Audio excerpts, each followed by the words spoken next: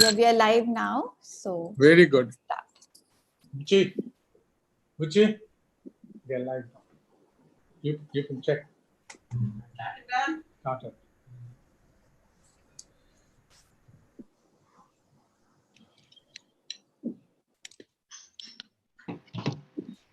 Where's bloody Parag?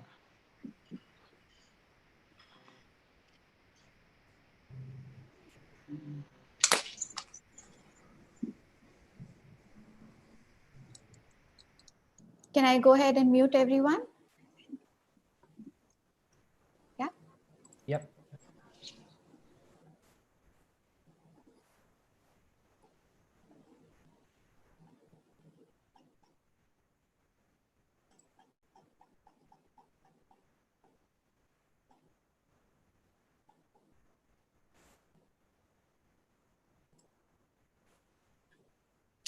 Dinesh, you will need to unmute yourself. Yeah. Yep. Okay. Hello, very good evening to everybody. Thank you very much for coming. PTG's honorary member Bhagwan, member past presidents, distinguished guests, fellow Rotarians, once again, very good evening. It's my pleasure to welcome you all to our first club meeting. We did have two meetings, but those were two parts of a club assembly where we presented our plans. Before that, we had a memorable virtual installation on 27th June. The highlight of our meeting today is our speaker, Dr. Parag Khanna. I'm sure you'll be joining soon. And we have been talking about to our members to get our own members to speak about themselves. And I'm very pleased to inform you that today we are starting KIFER, Know Your Fellow Rotarian. So we will have our own Rotarian will speak about herself. And I think you will hear that's our first program. And I'm sure that we will continue with that in coming meetings.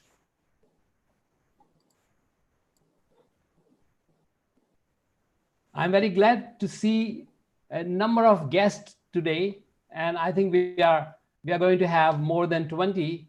So I'm unable to welcome you by names. So I would like to give you a collective welcome to all our members, all our guests being present here today. And I hope you will enjoy and you will enjoy the participation in our meeting. Some of you are going to be the members of our club very soon. And we also have our friends in whom we can call guests, but they have been our Rotarians for many years. They left and they are coming back. Warm welcome.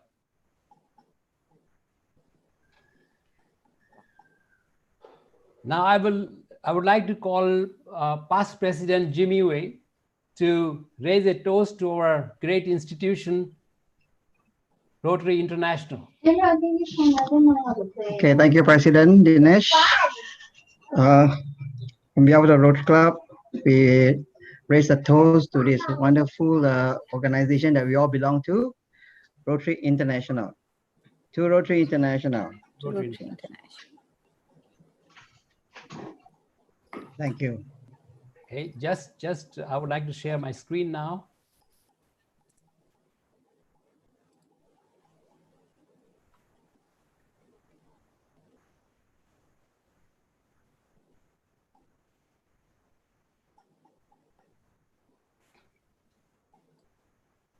Now I'll call upon our honorary secretary, Bridget, to make club announcements.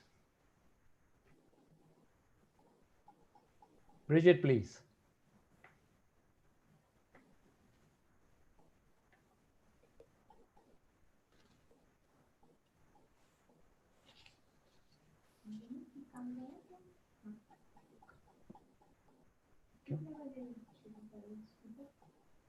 We use 720, 725, 730 over. Bridget, you need to unmute yourself, please. Sorry, I was texting Parag. So, yeah, ISC meeting tomorrow. Varun is hosting live from PP Lipke's house because 5 Rotarians can actually meet. And the other ones were basically joining them live on Zoom, 7 to 8 p.m. An email to all members has been gone out today because some of the members might actually see what ISC is actually planning for this year. That reminds me to remind everyone, we don't have everyone here tonight at the meeting, but if you haven't chosen your committees yet, please do that. I think the email already went out from the office 3 weeks ago. If we don't hear from you until Friday, we just consider your committees, which you choose for last Rotary year, as set. And this will also be the basis, or the basis rather, for the billing. I think that is for me for tonight's announcements. Thank you, Bridget. You're welcome. Thank you. So I have to go back again.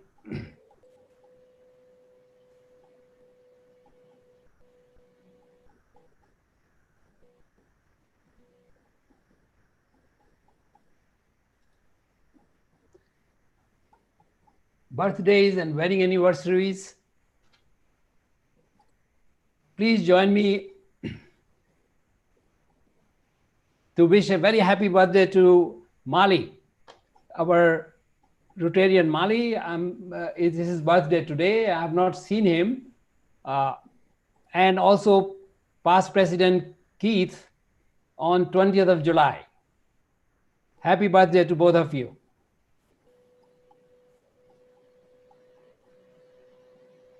There are no wedding anniversary celebrants this week, so we will skip this. Now, there's another important announcement today.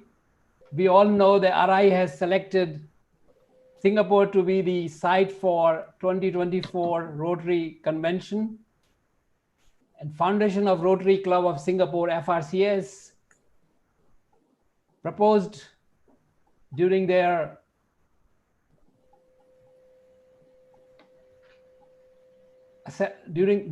meeting on 9th of June, that all Rotarians in Singapore clubs contribute towards the expenses of organizing such a large event. Our board has agreed to call for a EOGM, Extraordinary General Meeting, on 29th July.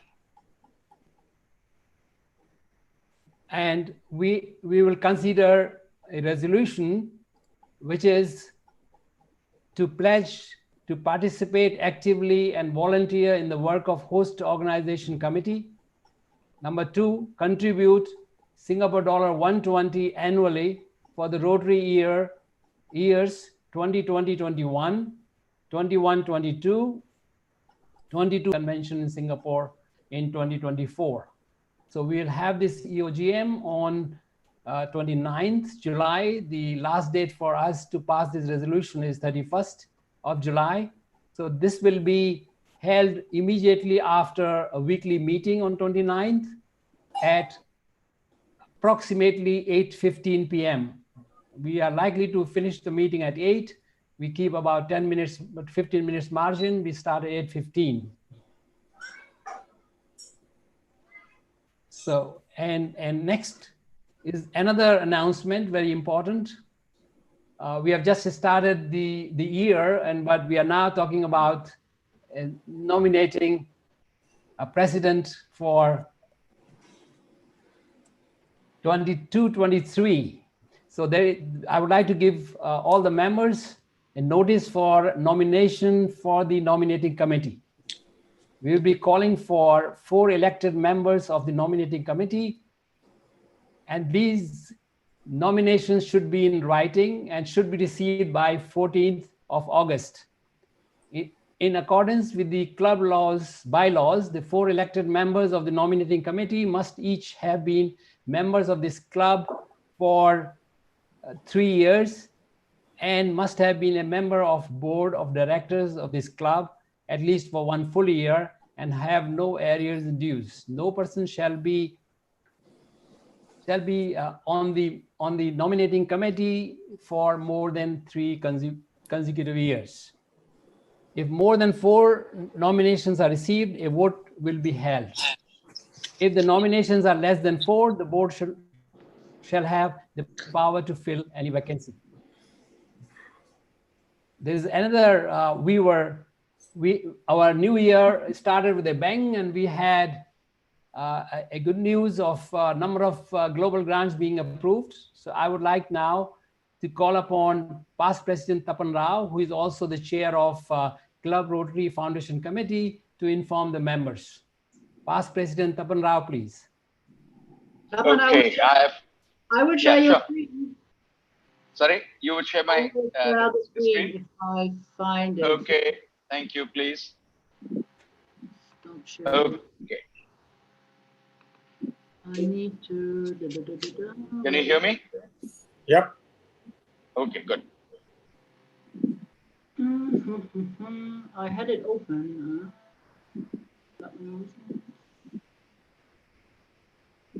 Okay, I'll just start talking while you find that. Okay, yeah.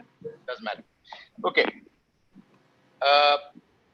I'm happy to mention that past President Shahul and the immediate past chair of the CRFC has handed over a legacy of 18 approved global grants.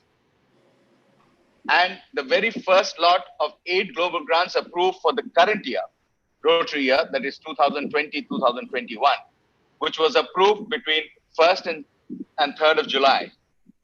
There are 8 such global grants. I mean, the most important part of it is the distribution of causes that was supported by us.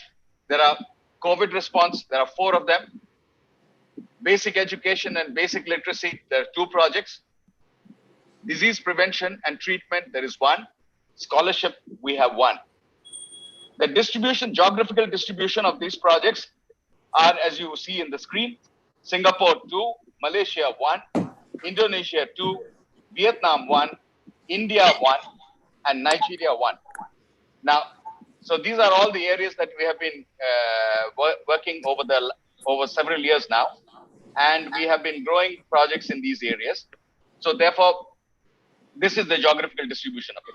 Now, the details of the projects are available in the subsequent slides, which make me run through quickly. So just for your while you see these slides, all I say is that I will hand over all these projects now, the ISC chair, to see.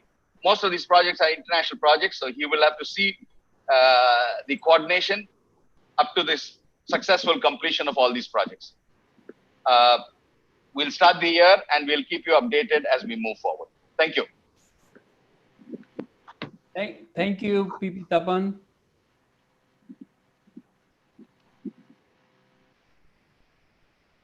Yes.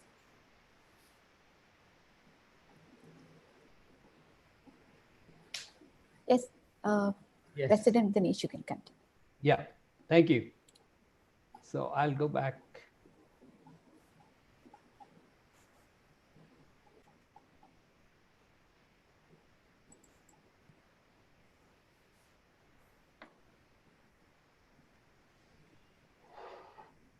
Now we are coming to a very new program that we are starting today.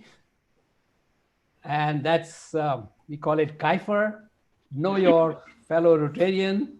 It is my great pleasure to present you our first speaker, who is none other than our Honorary Secretary, Bridget, who will tell you about herself, if you do not know much, but you will find something new about her profession, and the rest we will get to know soon. Dear members, I give you Rotarian Bridget. Thank you very much, Dinesh.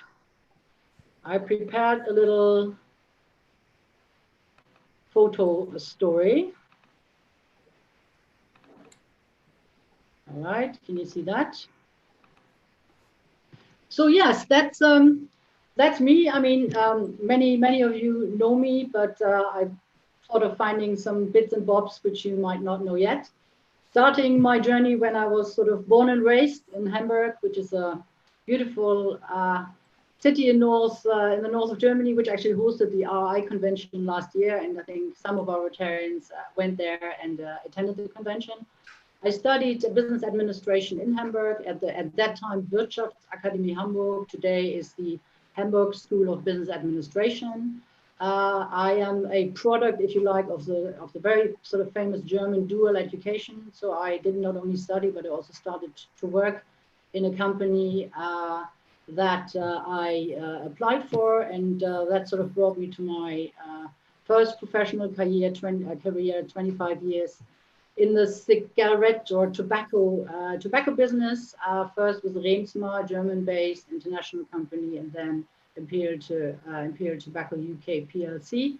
So 25 years is a long time after sort of basically learning the ropes in Germany in a few junior management roles. I started working internationally as a business development project manager, and that brought me to many countries, and exposed me to many different cultures, opening my eyes and heart to different cultures, and also not only making me learn a lot professionally, but also personally about myself, adapting to different cultures and working with different people and different characters, particularly in Eastern Europe and in Central Asia, because when the Berlin Wall came down in 1989, suddenly Eastern Europe and Central Asia and other parts of the world were open for business. I traveled in Romania and Turkey up to the Iranian border, so I could actually talk about that hours, but that's just not the time today. My first project in Asia actually was in Hong Kong, an M&A project as early as 1997 or in early 1997, just before the handover. It was a fascinating time. I then was posted to Moscow as CFO for the Eastern European region, an interesting part of my life. I started to learn Russian. I've forgotten almost everything, I guess. And then finally in 2000 in summer, 1st of July, almost to the day, today I arrived in Singapore taking over as CFO for Asia. Still in the tobacco sector and still with, that was with Imperial Tobacco. Then the next chapter of my life actually started when I decided to leave Imperial Tobacco and not go back as the classic expatriate when my contract expired. My next stop would have been headquarters in Bristol. Bristol is a nice town, not to say about that, but I wanted to stay in Asia, where I felt that's the future. It's dynamic and it's progressing and it's growing. So I stepped out of corporate. I decided deliberately to take a break and then set up my own small business, Asian Projects, and concentrating on project management and business development for small businesses and startups. I was offered the job actually to head the British Chamber of Commerce in 2007, which I did. I mean, the joke says that the Brits need a German to sort them out. I did sort them out for 10 years and built the organization up to what it is today. I left after a 10-year term in 2017. But coming back to 2005, 2006, 2007, I deliberately decided to leave big corporate, also to have time not only to spend with family and friends, but also to do community work, particularly supporting women, the elderly, the less privileged, and youth. And Rotary seemed the right sort of framework for that. Many of my close friends in Germany are actually Rotarians, and hence I knew what wonderful community projects they actually undertook. As it happened, my counterpart in the Singapore German Chamber of Commerce, Dr. Tim Filippi, a Rotarian of the club, invited me to join him for lunch. I still know it. I looked it up today. It was in June, the 6th of June, 2007. It was PP Sten's presidency. And that talk I listened to at that time was quite impacting me, and I was quite impressed. There was a young nurse sharing her volunteering work supporting HIV-infected patients in Singapore. I mean, as a classical expatriate, I didn't really think that HIV-infected patients would actually be here. So I felt I was in the right framework. I was there, and I wanted to explore that further. I met my proposer, none other than Rotarian Uttam Kripalani, attended a few more meetings, and was inducted in September 2008. I followed the advice of senior Rotarians to really be active from the onset, from the beginning. to volunteer, to participate, and to work with the committees. So I was ISC treasurer in 2009. I was then community service director in 2010. Under PP Ballas presidency, and we did a major project benefiting the Society of the Aged Sick. We ran a project with the Assisi Hospice, and we were also running a project with today a very relevant, at that time, a very new charity, Transient Workers Count Too, all the foreign workers, and we saw what happened during COVID. Yes, and I'm still here. I'm happy to be back in a leadership role and supporting the club and hoping to make an impact going forward. I was asked also to let you know a bit about other charity work I do. Once I left the chamber, I was asked to join the fundraising committee of IDA. IDA actually is running a project with VSC and CSC in this coming Rotary year. I'm a befriender of Daughters of Tomorrow. Daughters of Tomorrow is a young charity basically concentrating or focusing on bringing women from poor families and underprivileged families back to work. And I do also fundraising twice a year. Unfortunately, COVID sort of put a break to that. For India, a Jaipur-based charity looking after street children in Jaipur. And if I'm not doing any work or any Rotary or any other charity work, I do love to spend time with my friends and with my 9-year-old goddaughter, Maxine. Yeah, that's about me. Thank you very much for listening. Thank you, Bridget. Thank you, Bridget. And I think we know more about you, and I'm sure you'll be able to contribute in many other areas of our club. And so let me see. Thank you very much. And next week, I think next member on Kaifa will be Varun Gulati, and after that, Elizabeth Chi. Am I right? Yes, absolutely, absolutely. You're right. Varun next week, and then Elizabeth on the 29th. Thank you. So yes. Parag is online. Yeah. We have him. Yeah.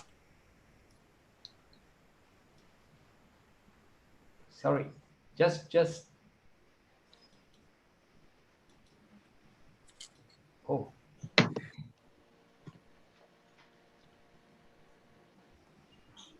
Okay, all right. Yes, so now we come to the our highlight of the evening, which is. But you need to put another slide up. That's not me again. You know, I mean, You're right. Okay. Well, I think this is our speaker's time, and we have Dr. Parag Khanna today, who is going to speak to us, and I will leave it to Vice President Suresh Kirti, who will be introducing him, and he will tell us all about what he's going to speak and about Dr. Parag Khanna. We are very proud to have him, and I thank him for accepting our invitation to speak tonight. VP Suresh Kirti, please come for introducing our speaker tonight. Thank you, President. Good. I'd like to thank Dr. Parag Khanna for accepting to talk to us today, despite his very busy schedules of talks and on TVs, press, and all kind of talk shows. I really thank you very much for having time for us. It's my pleasure to introduce an eloquent and an eminent international speaker in geopolitics, Dr. Parag Khanna. Dr. Parag Khanna is a leading global strategy advisor, world traveler, and best-selling author. He is the founder and managing partner of FutureMap, a data and scenario-based strategic advisory firm. Dr. Parag's newest book is Future in Asian, regarding commerce, conflict, and culture in the 21st century, published recently in 2019. He is also an author of trilogy of books on the future of world order, beginning with the Second World War, Empires and Influence in the New Global Order, published in 2008, followed by How to Run the World, Charting a Course to the Next Renaissance, 2011, and concluding with Connectography, Mapping the Future of Global Civilizations, 2016. He's also an author of Technocracy in America, Rise of the Infostate, 2017, and co-author of Hybrid Reality, Thriving in the Emerging Human Technology Civilization, 2017. That's almost 7-8 books. Dr. Parag was named one of Esquire's 75 most influential people of the 21st century and featured in Wired magazine Smart List. He holds a PhD from London School of Economics and a bachelor and a master's degree from the School of Foreign Service at Georgetown University. He has traveled to nearly 150 countries and is a young global leader of the World Economic Forum. He's not only a managing partner of FutureMap, he was the managing partner of Hybrid Reality in USA. He's also a senior fellow research fellow at the Lee Kuan Yew Institute of Public Policy, senior fellow at the Singapore Institute of International Affairs, and a senior fellow of New American Foundation. Dr. Parag Khanna, you're welcome. Thank you. Can I just have a minute before? If you have any questions for Dr. Parag Khanna, please start using a chat. And at the end of the speech, we will open this for questions and answer, and we'll put the questions from the chat. So please start using the chat as Dr. Parag Khanna speaks. May I now invite Dr. Parag Khanna.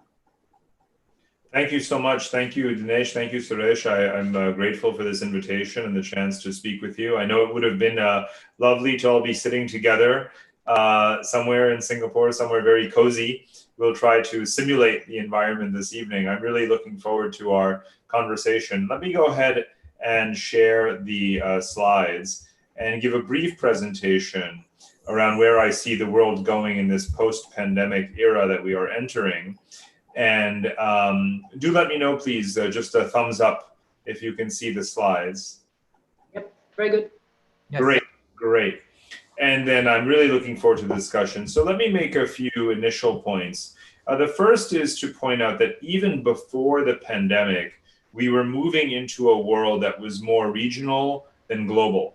So as I phrase it, regionalism is the new globalism. Regionalization is the new globalization.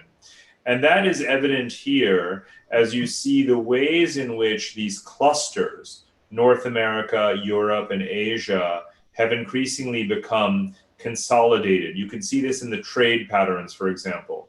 Because of the US-China trade war and Trump's policies, the United States trades more with Canada and more with Mexico than it does with China, in fact. So really you have a North American Union, even though that is a phrase that Trump himself would never actively use. And now they are also accelerating in the wake of COVID many new initiatives to try to incentivize nearshoring of industry to the United States. So this is what's happening in North America. In Europe, as you know, that there have to be Eurozone-wide, continent-wide bailouts for many, many companies. And there is a socialization of debt that's going on. There are cross-border subsidies from the European level. There is a backstopping of corporate debt by the European Central Bank and many other measures. So you have what people are calling a fiscal union through the back door, if you will. And now let's turn to our own region here, Asia. Asia, since the Asian financial crisis of 22 years ago, since the global financial crisis of 12 years ago, has taught itself that it needs to become more regionally integrated and self-reliant rather than depending on exports to the West. That when there was the demand shock of the financial crisis in 2008, actually Asia was already quite well insulated because that share of total trade was already more internal to the region than dependent on Europe and the United States. And that's only expanded since. In fact, last fall, as many of you may remember, Asian countries decided to move forward and sign the Regional Comprehensive Economic Partnership, RCEP. and that will further integrate trade within Asia. Again, the trade war will also accelerate internal integration because China is seeking to substitute US imports with goods and services and technology from every other trading partner that it has, including especially Japan, South Korea, Taiwan, and others. And indeed, if you look at the case of technology and high technology like semiconductors, the United States convinced TSMC of Taiwan to not complete its orders or sell more products to its Chinese clients and customers. But that said, Samsung of South Korea has moved in to take its place. And of course, there's the indigenous industry as well. So there is this Asianization underway and along many dimensions. And of course, due to the, needless to say, due to the pandemic, we are in a situation where we don't even know when international boundaries are going to open. You know, when will we be able to travel transcontinentally? It's going to be a very, very long time, won't it? And by the way, can you still see my slides? We can see your slides, yeah. Okay, great. I just disappeared briefly. And the audio is also okay? Yes, it's okay. Okay, great. So, you know, to the extent that we have a resumption of some of those critical sectors like travel and tourism, hospitality, the business services and so forth, a lot of that is going to remain regional for a number of years to come, which will only further allow for the consolidation of this regional structure that I've outlined. I want to emphasize that the story of where Asia is today is not just centered on China. And we have a lot of misconceptions about the role of China in the Asian economic system. So let me remind everyone, and I think many of you would be familiar with this story, but Asia's economic miracle really began with Japan. And it took only 30 years, from 1945 at the end of World War II to 1975, for Japan to become the world's second largest economy and overtake West Germany at the time. And that proved to be the inspiration for the Tiger economy: South Korea, Taiwan, Hong Kong, and Singapore. And let's remember that if Japan was the first wave of modern Asian growth, then the Tiger economies were the second wave. And China is not yet in any way, shape, or form a central pillar of the world economy. It's still very much a poor, even backwards country in the throes and in the wake of the Cultural Revolution and the Great Leap Forward. But then, starting in the late 1970s and the 1980s, that's when China comes on the map. And why? Because they saw the success of Japan and the Tigers. And because Japan and the Tigers invested in China. It's not an overstatement to say that China is China today because of the waves of Asian growth and the role models that they represent that came before it. So even though we see these rivalries in Asia geopolitically, geoeconomically, they have actually been mutually reinforcing waves. The first wave, Japan, the second wave, Tigers, and them jointly investing in the third wave, which is China. Now, for many people outside of Asia, this is where the story ends. They see China as representative of all of Asia, but it's not, because we are entering now a fourth wave of Asian growth, and it includes the countries of South and Southeast Asia.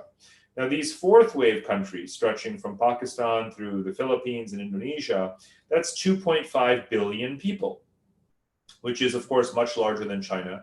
India alone effectively has the same population size now as China. And every one of these countries in orange has a younger median age than China. Up until the pandemic, some of them were growing faster than China, but of course from a lower base. They are, potentially with the rebound that we expect over the next couple of years, they'll resume that growth pattern. What we do know also is that the supply chains that have been shifting out of China into these countries will further stimulate their growth as well. And again, it's not a story necessarily of national rivalries, because ask yourself, who are the leading investors in these countries in orange, right? Again, it is Japan, it is South Korea, it is China itself, it's Singapore, right? So the first wave, second wave, and third wave countries are now investing in the fourth wave, even as they have disputes over borders, even if they have disputes in the South China Sea. Economically, these waves are reinforcing each other. And that is happening because of trade agreements, because of cross-border investment, because of flows of knowledge, because of supply chains, the activities of multinationals, the labor arbitrage to save money on labor costs. So many reasons why this is happening. But now Asia has multiple drivers of growth.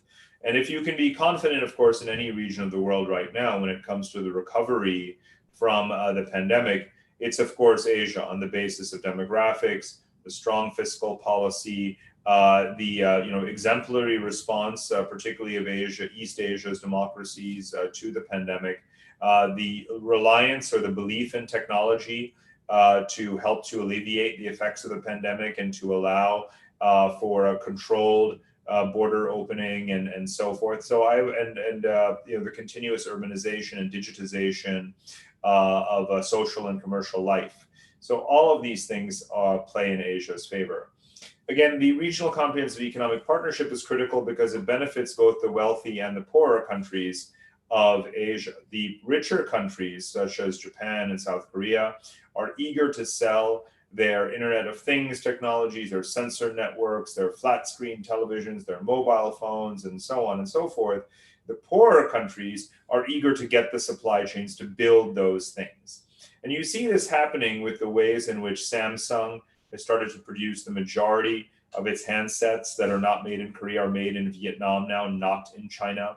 You can see how Toyota is making a lot more cars in Taiwan and so forth. So the winners in this are definitely the countries that are participating in many different trade agreements. So the Southeast Asian countries are members of the Trans-Pacific Partnership, also the Regional Comprehensive Economic Partnership. They are doing their level best to attract foreign investment. They are cleaning up their regulations. Now in the wake of COVID, because there is fiscal stress, they are going to certainly make a lot more investment in liberalization. They're going to privatize more sectors of the economy.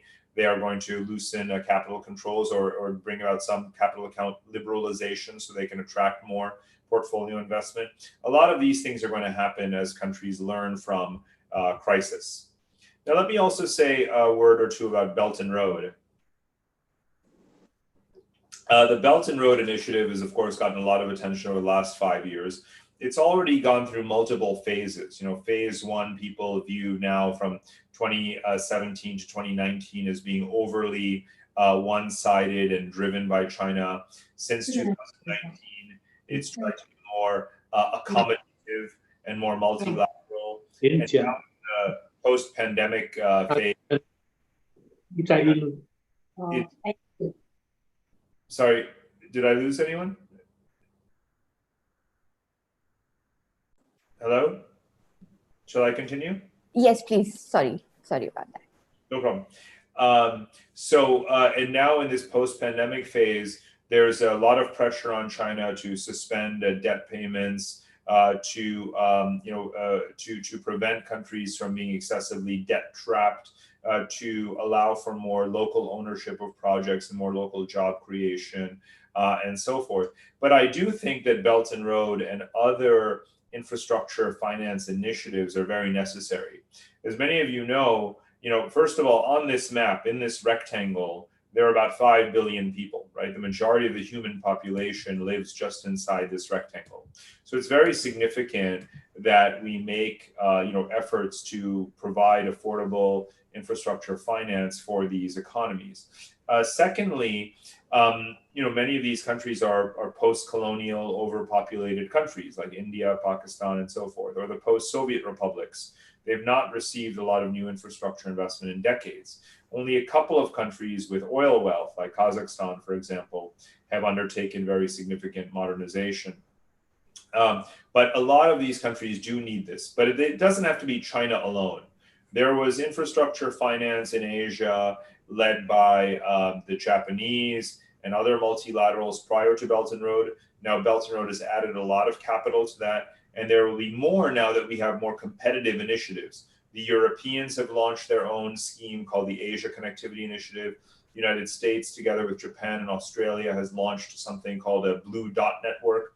The US itself has created a new financial institution, the International Finance and Development Corporation, to focus on risk mitigation for investment in these areas. So China will have a lot of competition in this market, and that's a good thing, because that will bring down the interest rates towards more concessional levels for the country's borrowing in order to build infrastructure, create jobs, modernize, diversify their economy, reform, attract investment. And ultimately, those are the ways in which countries are able to pay down their debts. Otherwise, they will never be able to pay off their debts if they don't grow, and you cannot grow without investment. And that investment that's necessary is infrastructure. So even if we have a very cynical view about China's intentions with Belton Road, that does not mean that infrastructure finance is not the sine qua non, the absolute foundation that many countries need for growth. So I'm a believer, actually, that this infrastructure arms race is a good thing. It actually will lead to more benefits for countries if it is financed properly. And that will unleash these sort of new Silk Road effects that are going to be beneficial for the region. Now, we cannot, in any case, I know that many people have sort of all or nothing kind of views about Belton Road. Either one is for it or against it.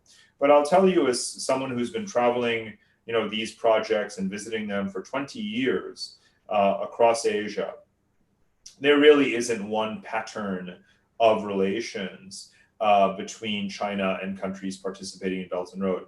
China's relationship with Pakistan is very different from its relationship with Myanmar or Uzbekistan or Russia or Indonesia and so forth. And so I illustrate here, the many different kind of nuances and characteristics that you find.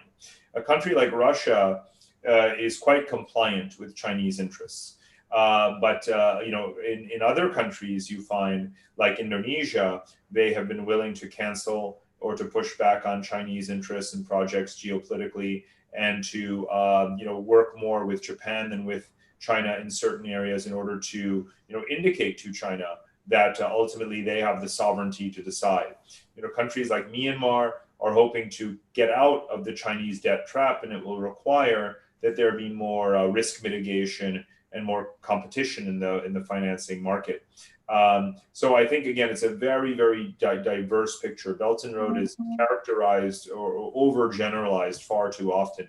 The truth is that many of these relationships were developing for decades, and most certainly for much of the last 30 years, before Belton Road ever had a name. And there were bilateral nuances to those relationships. Some of them are sometimes hot, sometimes cold. And it's going to remain that way, especially in the wake of COVID. The final couple points, China finds itself in a sticky situation. It's now the center of attention much faster than it thought it would be. And Belton Road is in many ways a response to the fact that the world made China the factory floor. And when the world decided to make China the factory floor in the 1980s and the 1990s, that meant that all of a sudden, by the early 2000s, it was the largest importer of commodities in the world. And by the mid to late 2000s, it was the largest exporter of finished goods in the world. And so there you are, you're China, and you are the center of the world's manufacturing economy. You're making cheap things for everybody on Earth, and yet you don't control your supply chains. You don't control your geographic trade routes. You have 14 neighbors, more than any other country in the world, 14 different neighbors, hostile relations historically with many of those neighbors. Of course, much of the commodities that come in and the goods that go out are shipped through the Straits of Malacca, and you certainly don't control the Malacca Strait, nor the South China Sea, which is, again, we're going back to the early mid-2000s, right? So what do? You realize you have to start to reach out diplomatically, strategically, militarily, through investment, and to make friends so that you can secure your supply chain routes. So Belton Road actually began not as a grand plot. it's a platform to manage anything and any project. Say as a defensive measure, but defense can become offense very quickly, and that's what we see in the life cycle of empires. What I've done in my research is to kind of go back about 500-600 years to the successive European empires and look at their practices and how they use supply chains and investment and merchant navies and infrastructure projects and so forth to build influence. And some of them wanted to have large territorial possessions, like the Portuguese, like the Spanish. But if you look at the Dutch, for example, the Dutch didn't focus on occupying large territories and running an entire global colonial administration the way the British did, right? Instead, they focused on coastal trade entrepôts across Asia, hence their presence in the Netherlands, initially Malaysia, and so forth. So, you know, I look at the Dutch as a better example, actually, of what the Chinese initially set out to do. And a lot of people make analogies to the British East India Company, but remember that China has not yet engaged in a military conflict, you know, far from its shores, far from its own immediate geography, in order to acquire territory, in order to assert its colonial privilege, right? It seeks to be it's a neo-mercantile power par excellence, but it is not a colonial power seeking to administer foreign societies. And that's very clear in the Chinese ethos. It's clear in the Chinese doctrine. Are they seeking leverage over commercial assets that help to make their supply chains more efficient and to give it greater market access? Absolutely, 110%. Does it want to make money off of these transactions? Absolutely. Does it want to substitute for foreign providers of technology so that it can dominate critical industries? Yes. And you would too, because that's how America became America, and that's how Britain became Britain. And that is the life cycle of empire. That is what every successful empire in history has ever done. And there's no reason to think that China wouldn't want to do it, and that it's not a legitimate interest for China to do those things. And it's too late. China has already done those things. But here's what's different about the world of the 21st century from the 16th, 17th, 18th, and 19th centuries, is that today we live in a world of democracy, of transparency, of constant scrutiny of everything that China does. Britain had 300 years to go and rapaciously colonize and pillage and conquer and dominate and take territory at gunpoint. China has none of those advantages, if you will, none of that runway, because we've all seen it happen. And I always have to emphasize this to Chinese. It's that you're dealing with, when I talk to Chinese, I say you are dealing with a set of countries where many of the leaders alive today, they lived through colonialism, they lived through the Cold War, and they're not going to be pawns or fools 3 times in a row in their own lifetimes. So you will never be able to trick these countries. And that's why we have seen in the last 3 years such a rapid progression of China through what I call the imperial life cycle.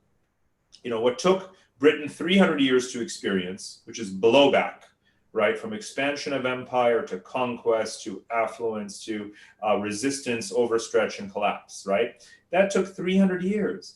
In China's relationships with some countries, you see it happening in 3 years. China goes in, it makes friends, it buys assets, it bribes governments, and within a couple of years, you've had an election, and the anti-Chinese party comes to power, and they want to kick China out, right? It happens in just a mere 3 years. And that's why the 21st century really is very, very different, despite all the asymmetries of power that China has over weaker states. Now, are there countries that have become, unfortunately, wholly owned subsidiaries in many ways of China, like Laos and Cambodia? Yes. But remember that those countries had very, very high outstanding debt to China prior to Belton Road, right? They were orphaned by the world, by the international financial community, way before Belton Road, way before the pandemic, right? It is our fault as the international community for turning many countries into aid orphans, and they had no choice but to turn to China. Now, we can still use this competitive connectivity, this infrastructure arms race, and this transparency and democracy in favor of allowing there to be a healthy degree of what I call multi-alignment not letting countries be overly dependent on China or anyone for that matter. And I think that is what comes next. And that is what the geopolitical competition of today is all about, much more than it is about territory. Let me wrap up by pointing to what I still see as the inexorable, inevitable pattern that is emerging out of all of this. And that is the return of what historians call Afroeurasia. And this is the phrase that is used to describe the world of the 16th century, the time at which, you know, the Silk Roads are actually recovering after the Black Death, and after with the advent of European commercialization of global trade with Asia and even with the Western Hemisphere. But at the time, the three, you know, the three pillars, if you will, of this Afro-Eurasian system are contained in the name: Africa, Europe, Asia. And this is the time when Asian powers, Asian dynasties, and Europeans had these multi-directional trade routes. The Indian Ocean was the center of global trade, as it very much is again today. And I see, again, despite all of the pitfalls, despite all of the tensions between countries, this sort of, you know, this ongoing process of the resurrection of the Afro-Eurasian system. You can see it very clearly in the trade data, some of which I was showing you earlier. You can see it in the exchange of peoples. You can see it in the infrastructure investments, and so on and so forth. So I think that this is really, you know, we're returning to the past in many ways. And I think it's almost appropriate, you know, at this point in time where we're convening digitally because of the pandemic. And, you know, we think about the parallels between the coronavirus and the Black Death and the world that came afterwards, and the transition from the Middle Ages to the Renaissance, and the Renaissance to the age of, you know, at the same time as the age of exploration, which created this Afro-Eurasian system. And I think that given that on that last map was the, you know, the total population there is 6.5, 7 billion people, you're talking about the future of humanity that still wants to reconnect in many ways. And I think that is inevitably where the world is going, despite all of the tensions today. So there is perhaps a glimmer of long-term hope despite today's circumstances. So once again, thank you very much for having me join you, and I'm looking forward to answering your questions. Thank you, Dr. Parag Khanna, for a very eloquent and thoughtful speech. And I would like to now open for questions and answer. Do you want many questions in the chat, Dinesh? Do you want me to read them out? Yes, please. Okay, let me just see. So we have Parag. It's good to see you. I mean, last time I think we met in Club 1880, Club Forum thing. So let me just go back to the questions. So one is very direct from Retired Uttam Kripalani. How do you look at the USA pulling out of WHO? And will WTO follow suit? It's a good question. So, you know, not all multilateral institutions are equally important. You know, the WHO, obviously, I would prefer that all countries stay in the WHO, right? But it is not the end of global health if the US pulls out of the WHO. The WHO has a distributed funding base. In some years, the Gates Foundation, you know, provides about 50% of the total American contribution to the WHO. But you will have public health in different countries and support and financing for that public health from a variety of sources. And you'll have mechanisms of coordination, even if the WHO does not have the US as a member, or even if you did not have a WHO. We often confuse, you know, the name of an organization for this presumption that it sits at the center of the world. And the WHO sits very, very, very far from the center of coordinating all global public health. You know, so I'm not saying it's utterly unimportant, but it's not nearly as important as the World Trade Organization. The World Trade Organization is by this much the most important multilateral body that ever existed. And it really is the only one with any binding power because of its dispute resolution mechanism. Now, the Trump administration has made its you know, level best efforts to weaken the WTO as well. And I think that that is, you know, that is significant. However, a lot of the success of the WTO is fortunately already behind it. It's already achieved a lot of what it set out to do in bringing down global tariffs. And the playbook, the rule book of the WTO is now used by dozens and dozens of countries as they make their own bilateral, regional, interregional trade agreements. So it would be sad if the WTO disappeared, if no progress was made on some of the new agenda items, whether it's agriculture or intellectual property, digital trade. There are many areas to continue to negotiate standards, to have dispute resolution, and to promote global investment treaties. Now, we want to do those things, but even if the WTO disappeared, everyone has on their hard drive all of the elements and protocols and chapters of a trade agreement, and you use and you pick and choose them. So the EU has just completed a trade agreement with Japan, with Vietnam, with South Korea. It wants to have one with ASEAN. It wants to have one with India. Even if the WTO doesn't exist, you're still going to have global trade. You're still going to have countries negotiating their complementarities with each other.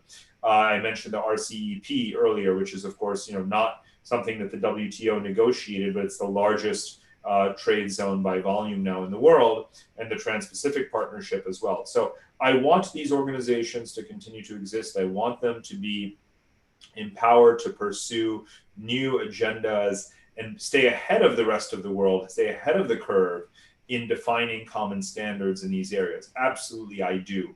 But fortunately, a lot of this knowledge and success and precedent already exists in countries' institutional knowledge, and they can go ahead and implement them at whatever level, regionally or otherwise, that they want to. And the Trump administration does not have veto power over what the rest of the world does. And I think that's obviously critical as well. And one day there'll be an America without Trump, and that America is going to probably join TPP, rejoin institutions that it's exited, and so forth. But those institutions will continue with or without America. That's a question actually related to what you just said. Do you see any prospects for shift in the post-Trump area? Maybe I combine that because there's another question related to coronavirus, and actually, as PP Mohandas basically asked, when we get out, Ian Bremmer of Eurasia Group has warned of a potential direct confrontation between the US and China. Because of course, there's a lot of toing and froing between Mr. Trump and Mr. Xi Jinping. So at this point, when it comes to some of the tension with China, it's not going to matter who the US president is, because a lot of this is now systemic in terms of wanting to fight back against the one-sidedness of Chinese economic policy, to push back against Chinese, sort of military policy in certain areas and so forth. So that's going to be fundamentally American at some level. In other areas, of course, the tone would change, but we have to focus much more on action than on words, especially because we don't know when this post-Trump era will come. Will it actually be January of next year, or will it be some years from now? And I'm not sure. None of us knows the answer to that, because a lot can happen in the next 109 days till the election. So I don't think that it's worthwhile at this point. When it comes to the point about direct confrontation, let's be clear that the proxy competition, the indirect competition, has been underway for a very long time. I spent a fair amount of time in my first book, and the travels for that book were 15 years ago. I documented all the countries that America at the time called a rogue state. And this was the phrase that used to be used, very undiplomatic term, to characterize Syria and Iran and Sudan and North Korea, Uzbekistan and Cuba and so forth. And then I made a list of all the countries that China was surreptitiously providing financial, military assistance to, voting with them at the United Nations. And it was the exact same list of countries. And China was much weaker then, right? China was in stealth mode then. But 15 years ago, China was already out there, cutting deals, making friends from Venezuela to Sudan to Iran and so forth, right under America's nose. And so the proxy competition has been underway for a long time. The proxy competition continues in the framework of looking at the Eurasian infrastructure finance and competing with Belton Road. Direct confrontation is what grabs the headlines. But as you well know, it's very, very rare for two major superpowers to directly collide. And therefore, they're going to continue to do their best to avoid it. And even if they do collide, it still doesn't mean that the proxy competition goes away. So the real story is not just watching the warships in the South China Sea. You know, I mean, it's stimulating. It has a high risk factor, obviously. And should it come to conflict, that is, you know, there's not really going to be any rules for that scenario. But I think that is at the moment still peripheral to the main story, which is this constant maneuvering and proxy competition in many countries, economies, markets. So which countries will join Belton Road? Which ones don't join Belton Road? Which ones will get debt relief from China? Which ones will multilaterals or the US or Australia or India or Europe come in and offer a better deal to? That's the day-to-day reality of competition. You know, which European banks versus American banks are getting access to the onshore financial services market in China? You know, who is getting a better deal in terms of the reciprocity that China is offering? You know, who is going to be the next Tesla? After Apple and now Tesla are allowed to mostly own and operate their own facilities in the country, and, you know, protect their IP, generate large revenues, and so forth, who's going to get that access, right? These are the kinds of questions that are really the day-to-day substance. There is a lot of military issues in that picture, no question about it. But you know, we'd be remiss to just sort of fall asleep and wait until the guns start to shoot. I mean, that leads to another question. What should actually Singapore's strategy be to maintain the geopolitical balance? Because it leans military and politically to the US, but it depends on trade and economically on China. That's Suresh Kirti's question. Well, it's actually combined. You know, the United States is still the largest foreign investor in Singapore in terms of the net stock of foreign investment and the flow of foreign investment through Singapore that you know, is distributed all across ASEAN, not China. But of course, trade with China is significant, and Singapore's presence in the Chinese economy in terms of exports to China and participation in Belton Road and, you know, master planning, special economic zones and that kind of thing. Singapore is very prominent in that and wants to get a bigger share of that pie. But Singapore does practice, you know, what I call multi-alignment, right? Again, as I was mentioning earlier, countries that are smart will have good relations with China, with the United States, with Russia, India, Japan, Europe, Australia, all at the same time, and not allow one power to dictate its policies overwhelmingly. So that's the balance, you know, that's a constant, it's a perennial challenge for Singapore. Yes, it's becoming harder in some ways, but it's not, you know, necessarily something that Singapore is not accustomed to, the pursuit of this multi-alignment. And again, you see smart countries practicing this on a sort of daily basis, if you will. Again, another question related to Asia as such, in comparison to China. There's a question from a guest, Sudhir Tiku. Do you see a future where we can have an Asia Union like the European Union? This could be leveraging the opportunity of, you know, China and the region of Asia rather than be scared of it. You know, no, there's never really going to be an Asian Union, right? Remember that Europe is culturally homogenous compared to Asia, right? And Asia is much larger than Europe. And whereas European civilization can be considered, you know, one civilization despite, you know, the sort of micro differences amongst its nations, it has that geographic history of intensity of interactions, conflictual and commercial and cultural, that there was a pathway, you know, to get to, especially after the centuries of conflict, to settle upon the need for integration in the name of creating this European Union that they have today. But in Asia, what you have is, you know, a half dozen completely different civilizations across a much larger geographic canvas that are mutually unintelligible cultures in many ways, that have a history of interactions for sure with each other, sometimes very intense, Silk Roads, also conflictual, but you're not going to have a common currency, a common army, a common parliament, common law, these kinds of things. Are there ever more institutions, transnational institutions, that help to facilitate seamless relations across Asia? Absolutely, there are. Central bank mechanisms, even interest rates are more aligned now within Asia. You've got markets, stock exchanges, again, people-to-people flows. There's lots of that coordination that happens. There's a lot of interpenetration and a lot of interdependence. But that doesn't mean that Asia needs to follow a European teleological path towards a supranational unity.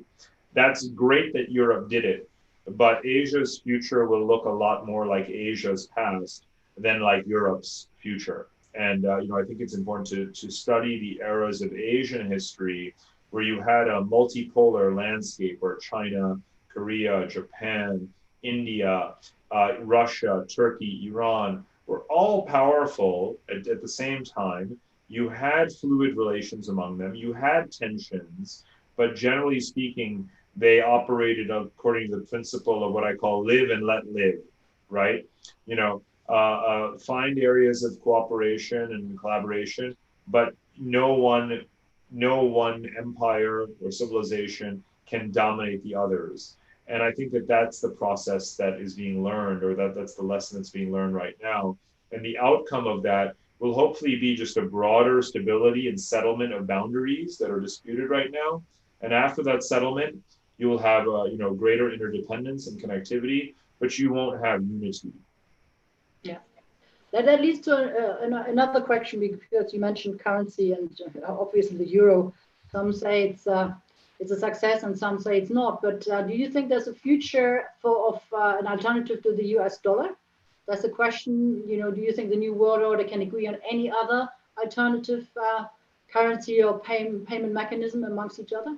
No, it's a very good question that a lot of people are debating right now. On the one hand, there's a historical view that the dominant currency goes in sort of cycles, and it's attached to the hegemonic power of the day, the British pound, the US dollar, and then people assume that that history suggests that the RMB would be the next global currency. But to be honest with you, there's again a lot of exogenous variables that come in. First of all, we now have an international monetary fund, and we have a common, SDR unit of currency, the special drawing rights. And there's efforts underway to try to internationalize this further so that you can have a more diversified basket of currencies to which reserves can be pegged, and you can transition many central bank reserves, towards attachment to this, rather than towards making some choice between the dollar or the RMB or the euro. That's one thing. The other is the role of technology in terms of cryptocurrency. China is trying to have its own, single coin, and to use that for international trade and finance, and succeeding to some degree in that. But others are doing, have similar instruments as well. So there could be a digitization of global finance along the way that is going to, not make it necessary for one to, switch one's currency reserve basket. The other thing is that, until key critical areas or sectors of trade, like commodities and so forth, have migrated currency, you won't see some kind of wholesale switch. In any case, most importantly, of course, China's currency is not freely convertible, right? And that alone is the single, most important reason why you will not see the dollar sort of disappear. I think what most countries want to do is to hedge. I don't see why a country would trap itself into switching a lot of its reserves into RMB when it doesn't have, has no say over the policies of the Chinese central bank, and it's not holding a freely convertible currency, right? So smart countries are simply diversifying their reserves, again, practicing this multi-alignment. China itself is buying more euros as it sells dollars. So, the fact is that we're moving into a multi-currency world not a replacement of the dollar by any one particular currency. And I think that's, if we can manage that transition in the monetary space, you know, I don't want to say seamlessly or without any friction, but in a stable path, then, you know, in the same way that I hope that we will do with the geopolitical transition towards a multipolar world, that would, I think, be considered a victory. Excuse me, do we have time for two more questions, or? Just a minute. Okay. I think there are too many questions, and Okay. I think we have to really come to a conclusion. We can't take all the questions. We may have to disappoint some of our members. It has been very, very interesting. So I give you, Bridget, one last question. One last question. Okay, then let me just go back to the chat. I think there's one question which I am interested actually as well, is why did China attack India? Oh, why did China attack India? Well, it's interesting. You know, this is not a new geography of dispute between them. There's 3 or 4 very significant areas of dispute. You know, over the last 50 plus years since the or 60 years since the 1962 war, you know, both countries have been building up their infrastructure in the Ladakh/Aksai Chin area. I've been up on both sides of the border, including the Chinese Aksai Chin side that I drove through some years ago. And, you know, whereas China is very accustomed to dominating in the road and construction building space to assert its territorial claims, now, of course, India has begun to match China on its side of the border with its construction of high altitude roads and an airfield and so forth. So China was obviously, you know, seeking to assert control of certain, you know, areas along the line of actual control and ensure that it has the sort of high ground, if you will. And they have, you know, more or less succeeded in doing that, even if they have partially withdrawn.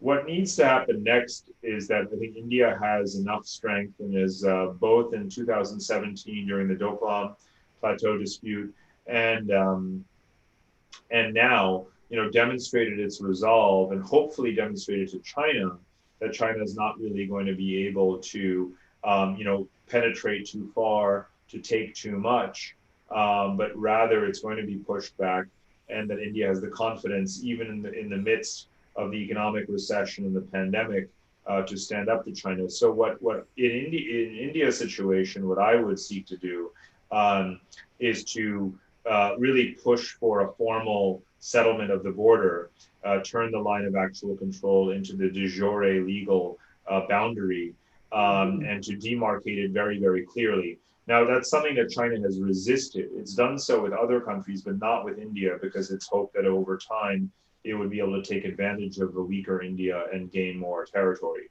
But if they have learned the lesson from 2017 and today, it would be that they should simply accept that settlement, not only in order to prevent you know, a very, you know, painful war on both sides with India, but in order to improve its image, because this is one of several instances now that has really tarnished China's image in Asia and beyond. So I think that you know, it's not the only time that China has overestimated itself and underestimated others, but we have to hope that there is learning on both sides, such that they can simply move towards, you know, turning that line into a border. And that's the way I would approach quite a few situations where there's outstanding disputes. Many of these disputes between China and other countries in the region are pre-legal. You know, they actually date back, of course, to colonial era boundaries and treaties and exchanges of territory that predate the modern states and the modern boundaries of these countries. So they're in effect pre-legal disputes, because the legal map, if you will, was sort of set in roughly in the 1940s and 1950s, but these boundary disputes really predate those. So we have to go back to the colonial era to look at, you know, what these boundaries maybe should be, and then hopefully find an apolitical approach to kind of, you know, codifying them. And I think, again, that would be probably the single most important step to reduce the friction and the tension in Asia today. Thank you very much. Handing over to Dinesh. Yes. No, do you have any? I think that was the last question, or you have any? One. So I picked this. So that's. I know there are many questions, and we just can't take. I think we underestimated the time. The talk has been so interesting. So I'll have to now call upon Rotarian Uttam Kriplani to give vote of thanks. President Dinesh, ladies and gentlemen, before I formally propose a vote of thanks to Parag, may I share a little piece of information which might be a little new to him also. The first job that I ever did was selling fractional horsepower electric motors whilst working in a company set up in Calcutta by Parag's grandfather, Mr. N.D. Khanna. Parag's father, Sushil, and I shared many adventures in the electric motors market and various other bachelor hangouts. This goes back to 1961, a few months before I left for London. One of these days, Parag, I hope we get an opportunity to share some of these stories, perhaps when your father is next in Singapore. I would love that. But getting back to the vote of thanks, may I say how delighted we are to have had the pleasure of listening to a prominent thinker and author who also answered a lot of our questions. His observations on Asia during and after the COVID pandemic makes interesting forecasts, particularly about how Asia will continue to be the biggest growth area compared to the other regions of North America and Europe. Globalization per se is getting a solid knock from people like the US President Donald Trump, who appears to be following an inward-looking US-centric policy. In a way, this reinforces Parag's view on the emergence of Asia with two powerhouses, China and India, and of course, ASEAN, South Korea, and Japan. I'm sure all of us will look forward to seeing how his predictions and comments pan out in the future, particularly for his comments on Asia and the Afroeurasia areas of interest. May I now formally propose a vote of thanks from all of us with a round of virtual applause. There is a certificate of attendance and a book of humor, which is normally given to our speakers. And I'm sure arrangements will be made to see that you get them in the near future. Over to you, President Dinesh, whilst I thank Parag once again for his brilliant speech today. Thank you. Thank you so much. Thank you, Uttam, for this vote of thanks. I think we had most interesting speech by Dr. Parag and followed by interesting discussions. I wish we had more time to continue these discussions, and I think we have to come to an end. And I think the next week, the speaker will be Mr. Tae Eng Hua, President Willing Hearts, and he will speak on the introduction, purpose, and sustainability of community projects. Will be another interesting topic. And coming back to today's discussion once more, I would like to really thank Bridget for coordinating the questions and answer very nicely. I think it has been really very, very interesting and the discussions, and we have to really come to an end. And before that, before we come to an end, I would like to really welcome and thank all the nice ladies joined to listen to Dr. Parag Khanna, all our spouses. Thank you very much for coming and attending his speech. And now I think we will continue our fellowship for 10 to 15 minutes. And I think the meeting or the weekly meeting comes to an end, and I would like to close the meeting. Thank you very much once again. Thank you. Thank you, everyone. Thank you. Thank you, everyone. Thank you. Thank you. Yes. Thank you, Parag.